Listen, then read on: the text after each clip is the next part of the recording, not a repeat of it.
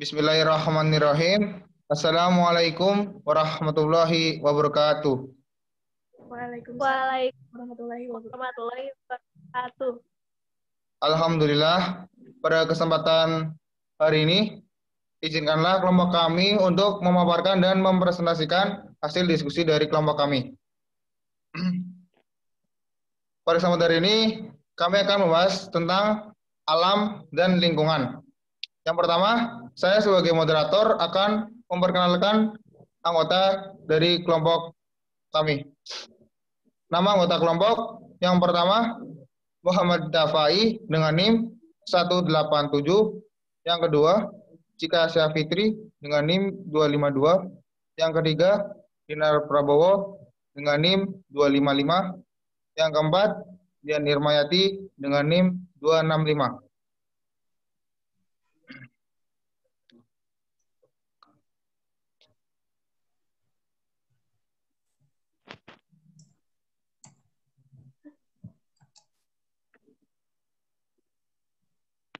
Alam dan lingkungan. Lingkungan hidup merupakan satu kesatuan sistem dan memiliki hubungan yang sangat banyak dengan penghuni, banyak interaksi, dan banyak korelasi. Lingkungan hidup dalam pandangan Islam tidak terlepas dari proses penciptaan Allah yang tidak secara kebetulan. Mengingat karena semua kerusakan atau pencemaran lingkungan disebabkan karena ulah manusia. Maka amarah ma'ruf nahi mungkar adalah cara terbaik untuk menanggulangi hal tersebut dengan tinjauan secara teologis dan fenomenologis.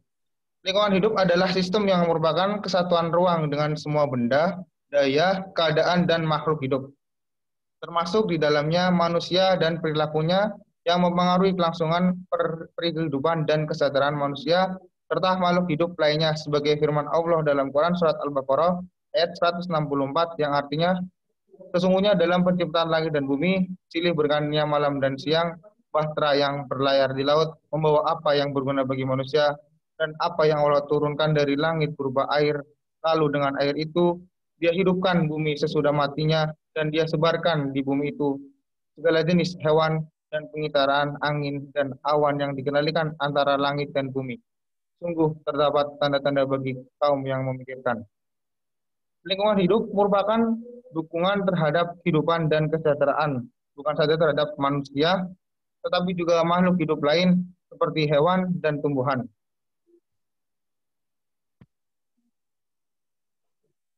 Proses kejadian alam. Menurut tafsir Al-Quran dalam Quran Surat Al-A'raf, ayat 54, penciptaan berlangsung 6 hari. Namun, banyak sekali tafsir-tafsir dari ayat lain. Ada juga yang mengatakan bahwa penciptanya itu melalui 6 periode, dengan menjumlahkan 2 periode yang merupakan penciptaan bumi dan 4 periode untuk pembagian makanan kepada penduduknya.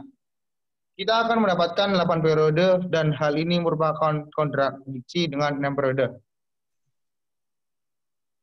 Oke, untuk slide selanjutnya akan dibacakan oleh teman saya. Untuk saudara Dian, dipersilakan.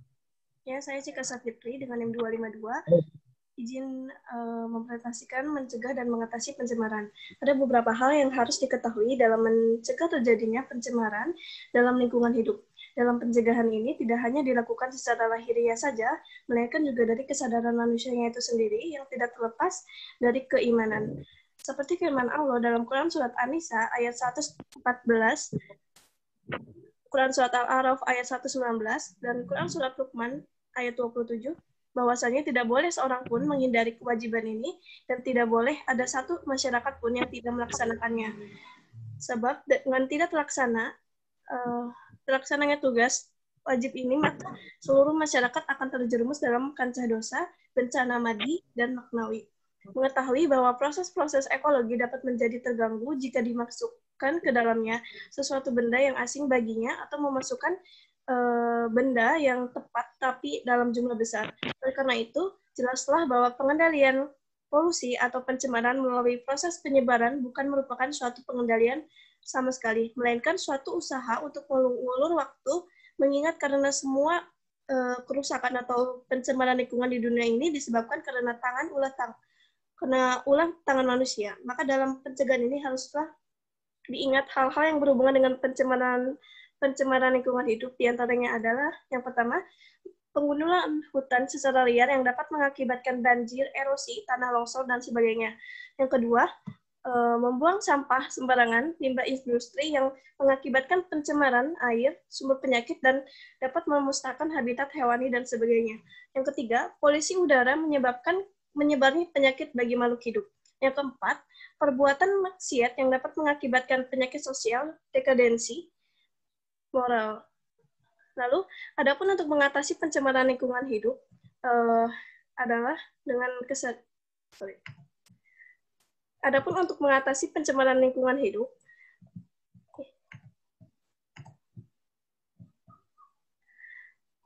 adapun untuk mengatasi pencemaran lingkungan hidup adalah dari kesadaran manusia itu sendiri.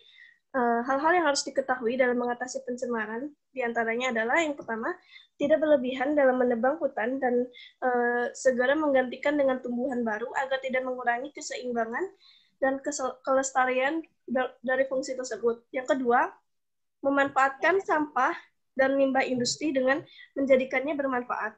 Yang ketiga, mengurangi segala kegiatan yang dapat mencemari udara. Yang keempat, menegakkan amar ma'ruf nahi munkar dengan mengembalikan pada ajaran agama Islam. Yang kelima, manusia memiliki kemampuan mengubah lingkungan sehingga menimbulkan lingkungan fisik, biologis, dan sosial. Hubungan timbal balik antara masing-masing lingkungan ini dengan manusia berbeda-beda sesuai dengan hukum yang berlaku dalam masing-masing lingkungan. Terima kasih. Terima kasih Cika, mohon maaf maksud saya tadi yang telah membacakan Cika Safitri. Untuk slide selanjutnya, untuk teman saya Saudara Dian Irmayanti, dipersilakan. Assalamualaikum, nama saya Dian Irmayanti dengan NIM 265. Di sini saya akan memaparkan tentang sumber daya manusia kunci keberhasilan. Sebagaimana diketahui bahwa manusia adalah sebagai khalifah Tuhan atau penggantinya yang diperintahkan untuk mengurus segala sesuatu yang ada di bumi ini. Padahal pada manusialah Tuhan memberikan kekuasaan penuh untuk makmurkannya dan pula untuk berbuat baik di permukaannya, bukan untuk membinasakan atau merusaknya. Sebagaimana firman Allah dalam Quran Surah Al-Isra ayat 70, Allah menciptakan manusia dengan satu tujuan tertentu, ialah semata-mata hanya untuk mengabdi.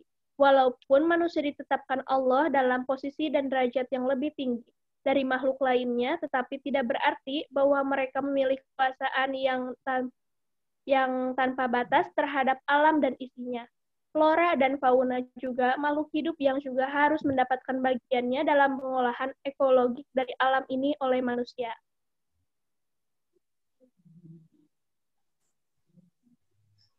Pelestarian yang dilakukan oleh manusia.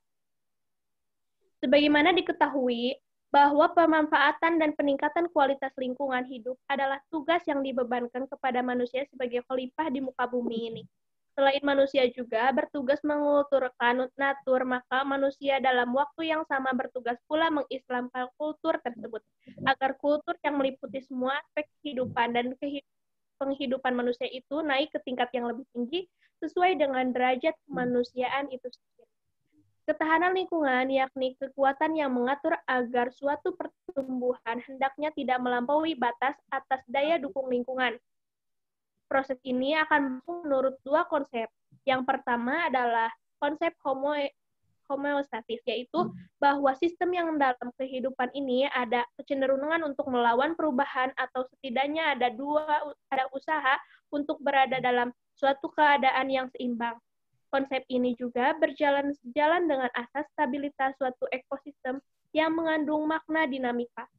Konsep kedua yaitu resilience atau kelentingan, di mana suatu sistem atau akan memberikan tanggapan atas suatu gangguan, baik yang disengaja maupun yang tidak disengaja.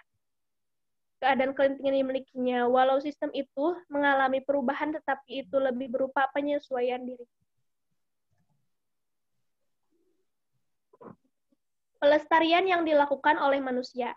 Adapun pelestarian dalam pembangunan kehidupan yang telah dilaksanakan manusia diantaranya adalah yang pertama, mengajarkan ilmu pengetahuan baik sesuai pendidikan formal maupun non-formal. Yang kedua, mengalirkan sungai untuk kemaslahatan kehidupan masyarakat. Yang ketiga, menggali sumur dan menjamin penyediaan air bersih termasuk mengeksplorasi mengeksplorasi sumber minyak sebagai salah satu sumber daya yang mutlak dan menunjang kelangsungan kehidupan ini. Dan yang keempat, menanam tanaman yang produktif. Yang kelima, membangun masjid.